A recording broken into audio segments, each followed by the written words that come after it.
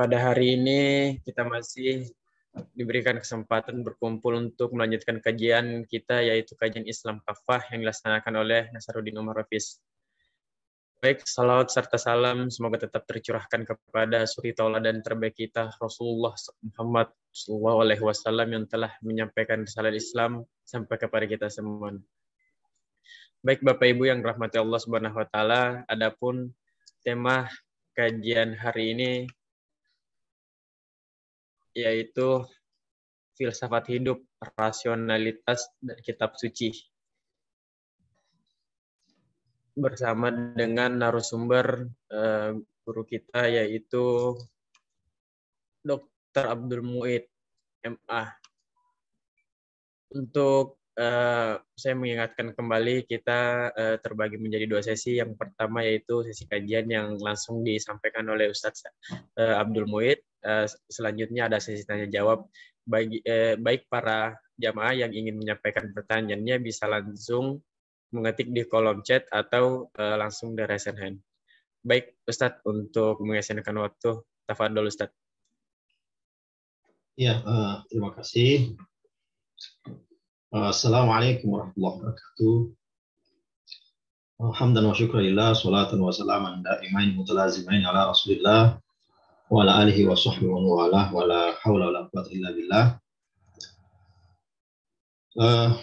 Kita bersyukur kepada Allah Subhanahu wa taala diberi kesempatan bisa berjumpa di secara online saat ini. Mudah-mudahan Allah Subhanahu wa taala mencukupkan umur kita untuk berjumpa Ramadan tahun ini, insya Allah. Selawat dan salam kita sampaikan kepada junjungan kita besar Muhammad SAW. Mudah-mudahan kita bisa mengikuti, meneladani kemuliaan akhlak. Saya akan mengirim link di chat untuk tema kita atau materi kita saat ini. Bagi yang ingin membacanya di internet ada, silakan diklik link yang saya kirim barusan di chat Zoom. Tapi kalau mau mendengar langsung pemaparan juga boleh. Sesungguhnya materi yang hendak saya bawa itu ingin melanjutkan yang sebelumnya. Di pertemuan sebelumnya itu kita sudah bicara tentang diri, kemudian kita bicara tentang intuisi, intuisi dulu, kemudian diri, nafs, ego. Sesungguhnya sekarang saatnya kita berbicara tentang materi. Apa itu materi? Tetapi tulisan tentang itu belum jadi dan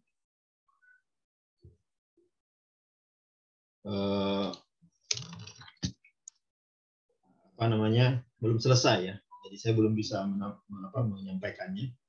Sehingga kita berbicara yang lain dulu. Berbicara yang tidak terlalu berhubungan dengan yang kemarin. Kita bicara yang agak berbeda, tapi saya pikir bisa kita diskusikan juga di kesempatan ini, yaitu rasionalitas dan kitab suci. Kenapa tema ini saya angkat ya? Karena sering dipahami bahwa kitab suci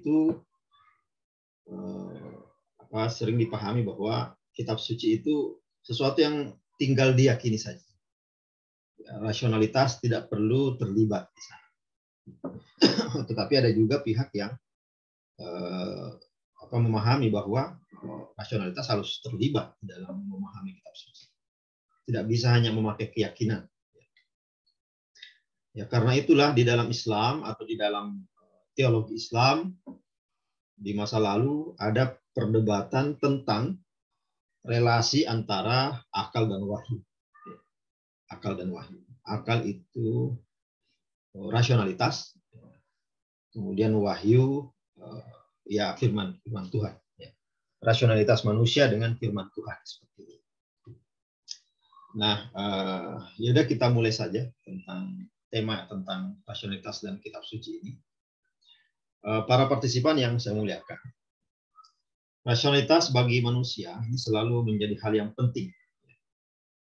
Demikian pula dengan irasionalitas. Jadi baik rasionalitas maupun irasionalitas ya, adalah dua hal yang penting bagi manusia. Namun tetap saja ya, rasionalitaslah yang dominan pada diri manusia dibanding irasionalitas. Ya karena itu bahkan ketika manusia hendak bersikap irasional, maka manusia memerlukan rasionalisasi. Mengapa dia melakukan hal itu? Ya, katakanlah si A hendak melakukan tindakan yang tidak masuk akal, maka biasanya dia tetap membutuhkan penjelasan rasional untuk menerangkan mengapa dia harus melakukan hal itu. Misalnya pada kasus keberagamaan. Beragama itu kan pada dasarnya bersandar pada keyakinan. Jadi agama itu keyakinan. Sederhananya seperti ini. Misalnya mengapa ya kita menganut agama Islam? Itu kan keyakinan, bukan karena rasionalitas. Karena kita misalnya meyakini Al-Quran itu benar. Mengapa? Ya, di awalnya kita percaya saja. Ya. Apakah ada bukti yang bisa kita lihat bahwa benar-benar Al-Quran itu dari Rasulullah? Ya kita percaya saja. Bukan karena ada buktinya.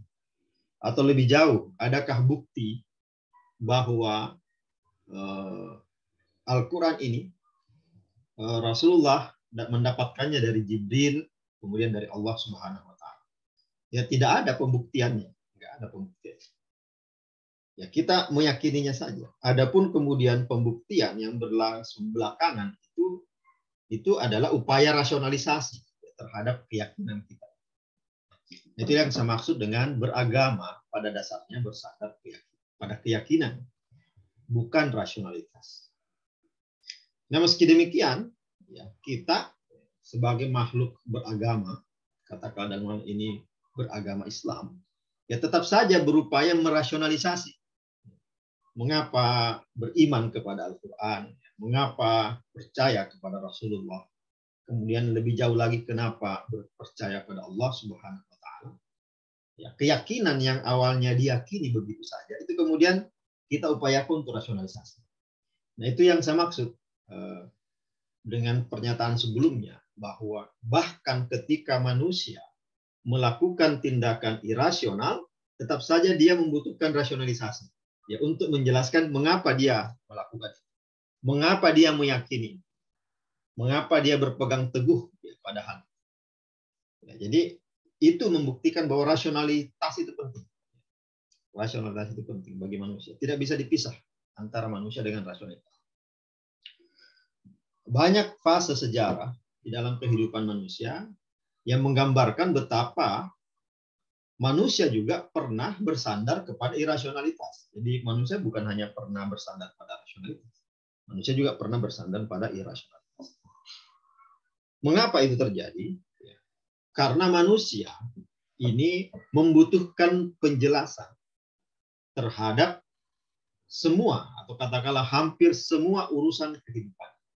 Manusia butuh penjelasan. Mengapa ini? Mengapa begitu? Kenapa ini terjadi? Kenapa itu tidak terjadi? Itu dalam kehidupan ini banyak hal-hal yang oleh manusia itu membutuhkan penjelasan terhadap kenyataan-kenyataan. Kenapa manusia membutuhkan penjelasan? Karena manusia ini ingin menjalani hidupnya. Dan manusia tidak akan menjalani hidup yang dia tidak paham. Ya, karena itu dia membutuhkan penjelasan terhadap apa saja ya, yang menjadi hal-hal yang dia jalani dalam hidup. Ya, termasuk mengapa beragama, mengapa sholat dan seterusnya. Manusia selalu mempertanyakan itu dan butuh penjelasan terhadap hal-hal tersebut. Nah, di antara penjelasan-penjelasan yang ada, yang disediakan oleh sejarah, ya tentu saja ada penjelasan yang rasional, ada penjelasan yang tidak rasional. Jadi ada saja. Nah, apakah manusia menerima yang rasional? Ya pasti. Manusia kan selalu menerima penjelasan rasional. Apakah manusia menerima penjelasan yang irasional? Ya manusia juga menerimanya. Selama penjelasan rasional belum ada. Jadi misalnya ada penjelasan yang irasional tentang suatu hal, maka manusia akan menerimanya selama penjelasan yang rasional belum hadir. Nah, kalau penjelasan rasional sudah hadir, biasanya manusia akan berpindah ke situ. Dia akan beralih kepada penjelasan yang rasional atau lebih rasional. Jadi pada intinya irasionalitas pernah hadir dalam kehidupan manusia, ya, pernah hadir. Ya, meskipun suatu saat biasanya akan ditinggalkan ketika rasionalitas sudah datang, penjelasan yang lebih baik sudah hadir. Nah, karena irasionalitas pernah hadir pada masa manusia, pada sejarah manusia, maka mau tidak mau, ya, atau suka tidak suka, irasionalitas itu memiliki pendukungnya juga. Jadi pada misalnya nih, ada sebuah kepercayaan atau apapun namanya yang irasional. Ya, kemudian datang penjelasan rasional. Maka kelompok yang masih mempertahankan pandangan yang irasional itu tetap hadir. Nah, makanya akan suatu saat nanti akan terjadi clash ya, antara yang rasional dan irasional. Ini akan terjadi benturan, ya. Akan terjadi pertentangan, ya. Terjadi konflik, atau mungkin minimal perdebatan.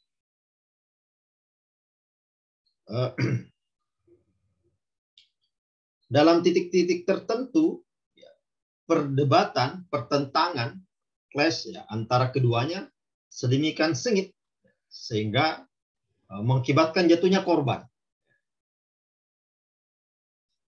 Kenapa? Karena ada pemaksaan.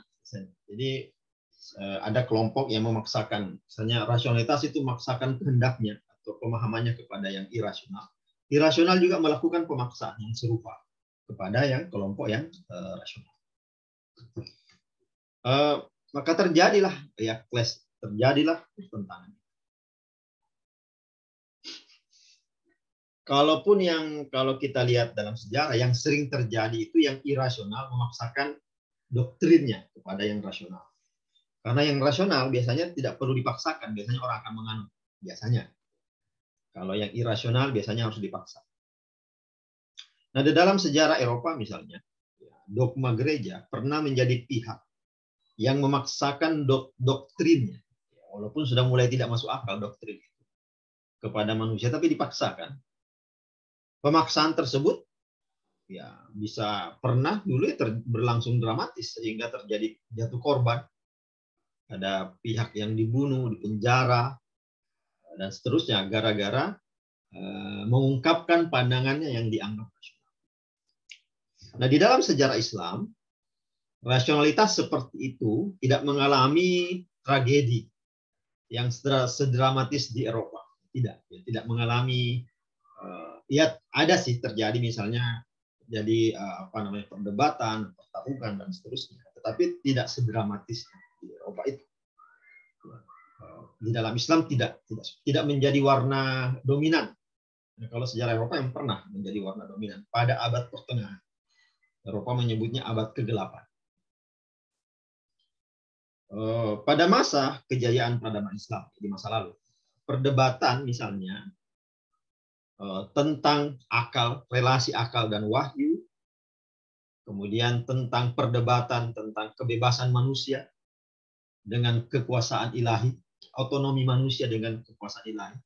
Ini nama lain dari Jabariyah Qadariyah, itu ada juga perdebatan seperti itu.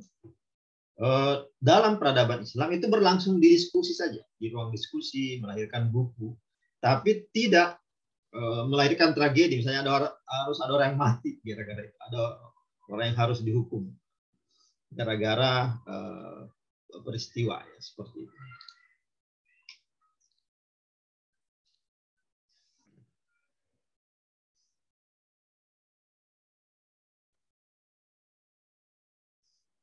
Nah, tragedi pemaksaan irasionalitas dalam sejarah Eropa ini berbuntut panjang. Sejarahnya itu berlangsung sampai sekarang. Apa yang saya maksud dengan berbuntut panjang? ada semacam rasa trauma di dalam peradaban Eropa, seperti membenci agama, karena dulu dianggap sebagai biangnya irasionalitas. Sampai ada istilah Barat maju karena meninggalkan agamanya, itu berasal dari kenyataan itu. Jadi ada rasa trauma yang berkepanjangan sehingga seperti ada rasa benci terhadap agama. Di dalam sejarah Islam, ya karena tragedi serupa tidak terjadi, ya tidak ada yang namanya trauma, ya apalagi benci terhadap agama. Itu tidak seperti itu. Tidak seperti itu. Salah satu bukti nyata adalah dalam peradaban Eropa itu muncul gerakan ateisme. Tapi dalam Islam kan nggak ada gerakan ateisme. Ya, itu karena ada trauma kepada yang namanya agama, ada trauma kepada adanya pemaksaan, ada trauma terhadap tragedi itu. Nah, karena tragedi itu tidak terjadi pada peradaban Islam, ya maka di Islam pun tidak mengalami hal serupa. Tidak ada trauma terhadap itu, tidak ada kebencian yang terlalu besar kepada yang namanya agama. Jadi peradaban Islam masa lalu, tapi ini masa lalu, tidak memiliki masalah dengan agama.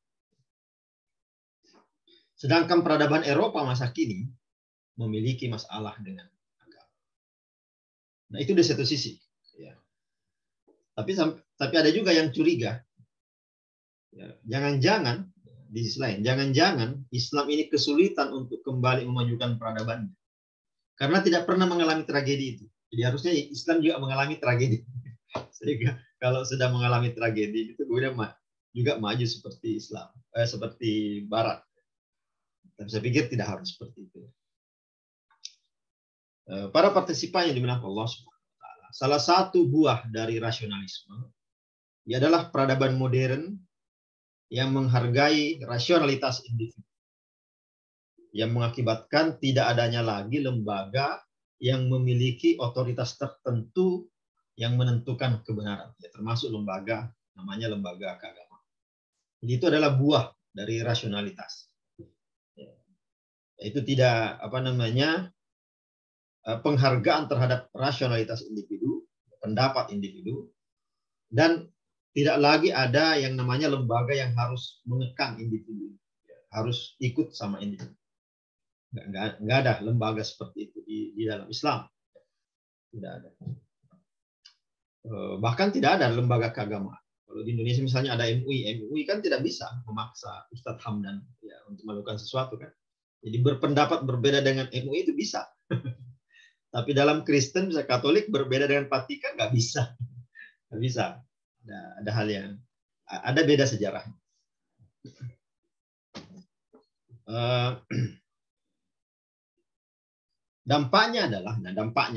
Dampak dari hal itu adalah segala hal harus dipahami secara rasional, termasuk kitab suci. Nah, ini ketika masa modern datang, modernitas itu mulai hadir hingga sekarang.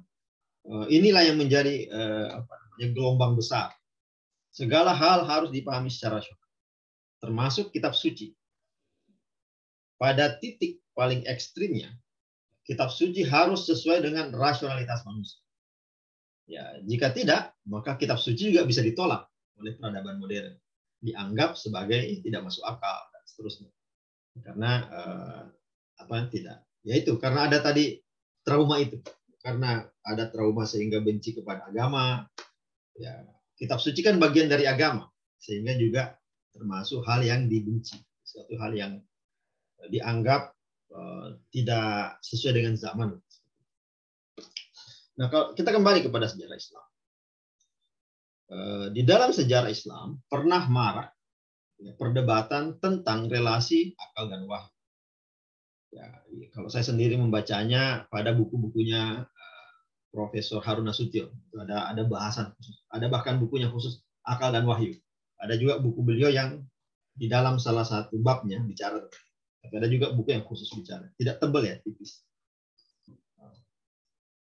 Di situ diceritakan di masa lalu bagaimana perdebatan akal sebagai perwakilan rasionalitas dan wahyu sebagai perwakilan irasionalitas. Ya, mungkin pembagian ini keliru ya, tapi katakanlah seperti itu pembagian. Akal sebagai representasi rasionalitas manusia, sedangkan wahyu sebagai representasi irasionalitas. Tapi dalam sejarah Islam yang terjadi adalah titik kompromi. Komprominya seperti apa? Akal dan wahyu adalah dua arah yang saling melengkapi. Jadi kalau misalnya wahyu itu dari atas, akal itu dari bawah. Jadi dia dua arah yang saling melengkapi. Kalau wahyu itu top down, sedangkan akal itu bottom up, kayak gitu.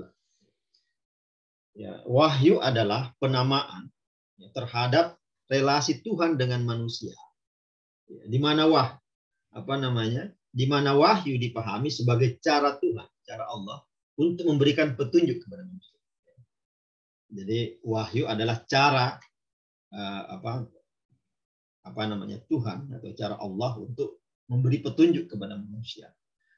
Terutama hal-hal yang tidak mungkin dipahami hanya dengan akal. Jadi wahyu itu posisinya seperti itu. Wahyu adalah petunjuk kepada manusia yang memberikan penjelasan tentang terutama hal-hal yang tidak akan mampu dipahami oleh manusia hanya dengan akal. Sedangkan akal apa? Ya, akal adalah penamaan terhadap relasi manusia dengan Tuhan. Kalau tadi itu wahyu relasi Tuhan dengan manusia. Sedangkan akal itu adalah relasi manusia dengan Tuhan. Di mana akal dipahami sebagai cara manusia untuk memahami wahyu tadi. Memahami wahyu. Ya karena itulah salah satu-satunya jalan agar manusia bisa mengaplikasikan pesan wahyu itu. Caranya adalah dengan memahaminya. Dan memahaminya dengan apa? Ya dengan akal. Jadi relasi antara wahyu dalam Islam ya seperti itu. Wahyu dengan akal. Jadi dia satu dari atas, satu dari bawah. Sehingga tidak perlu ada pertentangan yang terlalu sengit, ya sehingga harus melahirkan tragedi seperti yang terjadi pada peradaban modern di Eropa. Nah, kita lihat di dalam Al-Quran, seluruh kata akal di dalam Al-Quran diungkapkan dalam bentuk kata kerja. Seperti kata akaluh. Mungkin Ustadz Hamdan karena hafiz Al-Quran mungkin tahu ayat mana yang berbunyi akaluh. Itu ada satu ayat yang seperti itu. Kemudian ada juga ayat yang memakai kata ta'kilun. Ada juga na'kilu atau ya'kiluha atau ya'kilun, ada ta'kilun, ada ya'kilun. Nah, itu beberapa bentuk kata akal dalam Al-Quran, tapi semuanya berada dalam bentuk kata fi'il. Maksudnya kira-kira akal manusia selalu kini dan nanti mencari cara untuk secara aktif menunjukkan eksistensi. Jadi tadi disebutkan bahwa bahkan misalnya untuk akal manusia itu bahkan aktif untuk memberikan alasan rasional untuk tindakannya yang irasional. Jadi bahkan yang tindakan yang irasional. Akal manusia aktif untuk mencari argumen rasional. Mengapa dia melakukan? Jadi karena dia adalah intinya gini, karena ini kata kerja, maka dia seperti aktivitas manusia yang tidak terelakkan. Karena itulah hikmahnya maka dalam Al-Quran akal tidak disebut dalam kata benda, dia disebut dalam kata kerja, karena dia adalah aktivitas yang tidak mungkin dihindari. Lalu ya, sebagai kata kerja, sebagai fiil, sebagai verb, semua pelaku, ya, semua subjek kata kerja di dalam Al-Quran untuk kata akal, pelakunya adalah manusia. Tapi ini yang saya lihat ya, mungkin ada, coba baca yang lain. Jangan-jangan kalian pelakunya iblis misalnya, atau pelakunya malaikat, atau pelakunya binatang. Tapi setiap yang saya baca, selalu manusia.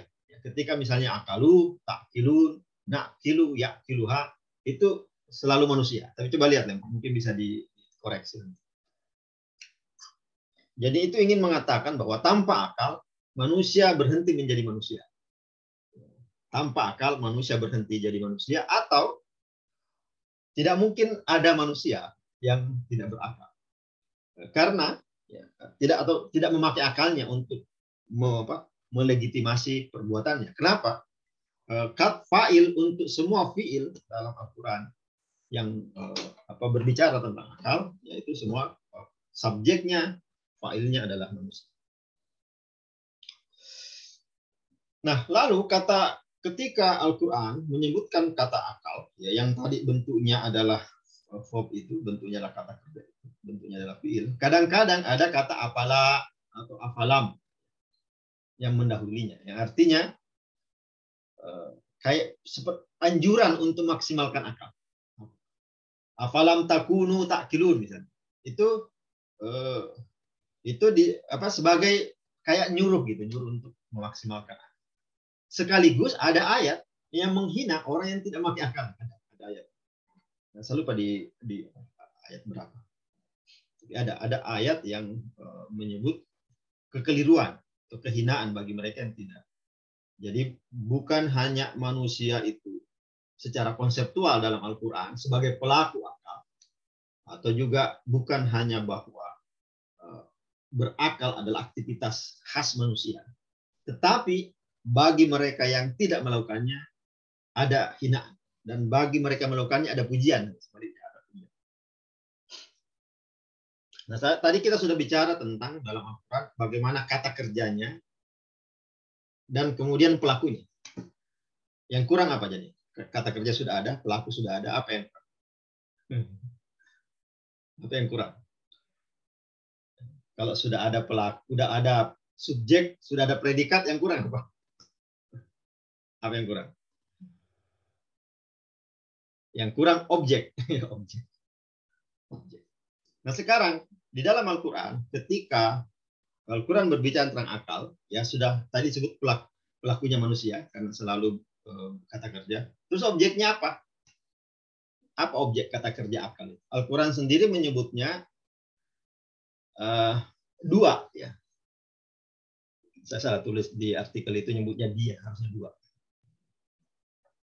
Apa objek akal? Ada dua, yaitu alam raya dan Al-Quran itu sendiri. Al-Quran itu sendiri. Misalnya dalam Al-Quran surah Al-Hajj ayat 46. Apakah mereka tidak berjalan di muka bumi, ya, kemudian mempunyai hati, mereka memahami, mempunyai telinga, mereka mendengar.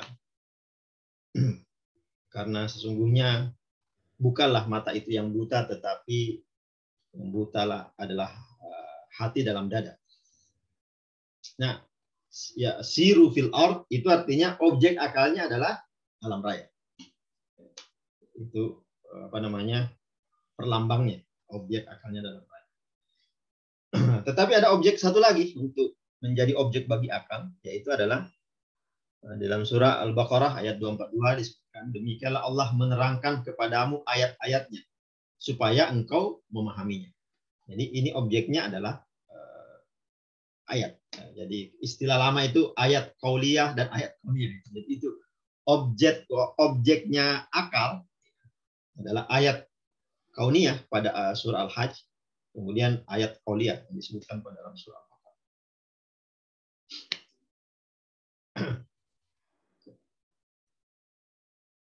La ta'mal absar walakin ta'mal qulub allati fis sudur. Ini penting juga kita catat, ya. Qulub allati fis sudur. Nah, karena ini akan menjelaskan satu hal yang penting. Posisi akal itu sangat sentral di dalam Islam. Terbukti Al-Quran menyebutkan bahwa hati atau qalb adalah yang berakal. Jadi dalam konsep Islam yang berakal itu qalb. Bukan otak, bukan otak. Nah, yang tadi itu ta'mal qulub kan disebut. Kemudian berpikir. Ini sebagaimana disebutkan dalam surah Al-A'raf ayat 9. Nah, sedangkan di mana tadi posisinya al-qulub itu? Al-qulub itu posisinya di fis sudur, di hati, di dada. Sudur itu adalah bentuk jamak. Bentuk mufradnya adalah sadr. Sadr itu artinya dada. Sekaligus pusat. Kalau dulu di pesantren belajar isim masdar. Masdar itu artinya pusat.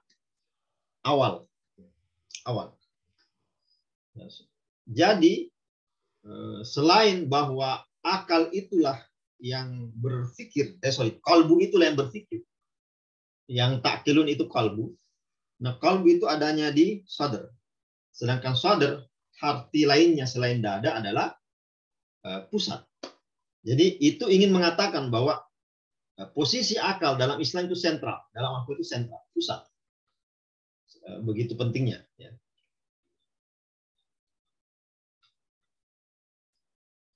Nah, yang unik ya, yang terakhir yang mungkin penting disampaikan di sini tadi kembali kepada relasi akal dan wahyu. Yang unik adalah bahwa tempatnya akal dan wahyu itu sama.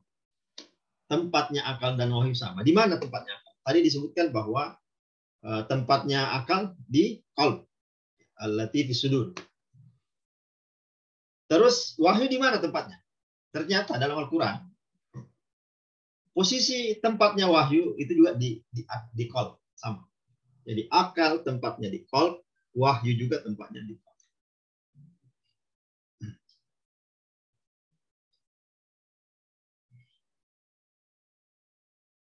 Itu Asy-Syu'ara ayat 192 1194. Coba bagaimana bunyinya? Bunyi wa innahu latanzilu rabbil alamin. Sesungguhnya Al-Qur'an itu benar-benar diturunkan oleh Allah Rabbul Alamin, nazala bihir ruhul amin, bersama atau dibawa oleh Jibril ala qalbika, kepada hatimu, kepada hatinya, tentu saja yang dimaksudnya hatinya Rasulullah SAW. Tapi yang pasti ternyata wahyu itu ke qalb juga. Jadi bukan hanya berpikir, akal munculnya dari qalb, wahyu pun munculnya dari qalb. Tempatnya sama. Dengan posisinya di qalb di dalam Islam, akal dan wahyu. Nah, selanjutnya yang juga penting bisa dipahami bahwa dalam Islam akal dan wahyu itu bukan hanya untuk memahami. Fungsi qalb itu bukan hanya untuk memahami, tapi juga harus menjadi aksi. Jadi tidak berhenti pada diskursus istilahnya, tapi dia harus berlanjut kepada aksi.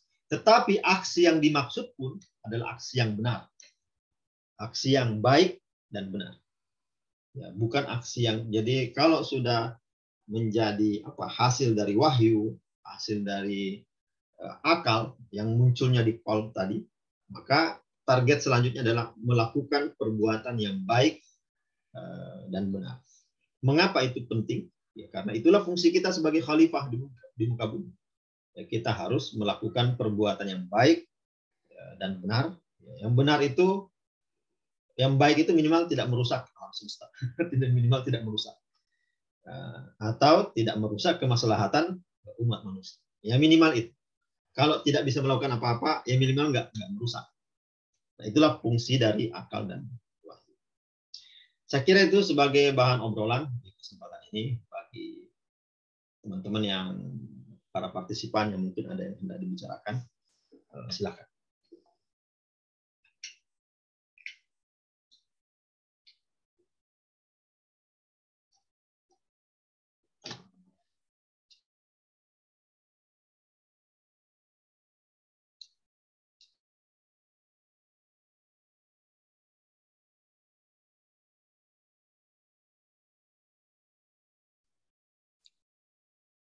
Bagaimana Ustaz? Mungkin ada pertanyaan ini Hamdan Hasan kita. Assalamualaikum Pak Dokter. Selamat Ustaz. Waalaikumsalam warahmatullahi wabarakatuh. To the point aja nih.